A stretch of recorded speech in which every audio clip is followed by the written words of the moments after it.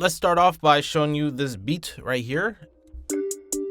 Just for this little bit right here.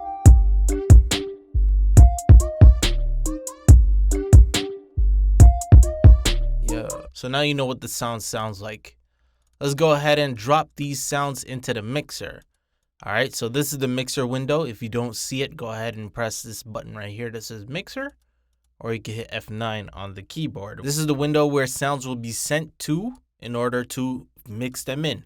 That's to adjust the volume, maybe stereo image or merge them into a mono signal.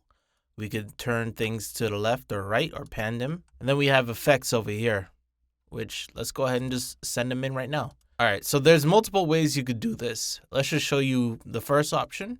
You could click on the sound signal. In this case, I'm using contact, and you see a button here that says track. You can see that the mixer is highlighted and we have a number assigned. So for this example, we have the number 2. All right. You can see there's signal being played in insert number 2. Additionally, you could click the track button and it'll send it to a track and rename it and color it accordingly. The second way you could do it is to highlight one of these signals with the green. I'll do one, the pad choices, this signal here by Pandora. Link in description. Next thing we could do is highlight the insert mixer that we want, hold the control button and press L right there. And there we go. Now we got the pads in here. Now you can see we could go ahead and click multiple tracks, right? And this time we'll hold control, we'll hold shift, and then we'll press the L button. There they all are. Let's go ahead and talk about the signal flow now. By the way, Alt, left. So before these sounds are sent to the mixer, you may wonder, why does it sound so great already? We didn't do much to it. Well, I adjusted over here. If you could see, these are channel volume knobs, right? But know that this is the first thing that happens and then it gets sent to the mixer. That's the signal flow for it. Then from there, we have different effects we can apply. And then we'll add the EQ if we want, a little quick EQ here. And after that, it will be sent output to, for example, this one is the master insert where this little green knob is being sent to. We could, if we want, send it to another track or even multiple tracks if we want to do some processing for the effects. So watch, I'm gonna lower this down.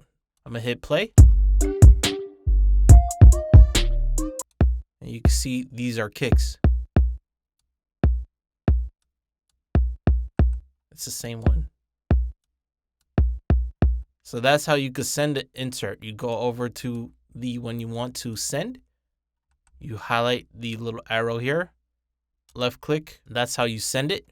And this one is being sent to the master. So now we got 2 tracks that has a kick in it that is being sent to the master. These send tracks, essentially, they're used for things like delays or reverbs.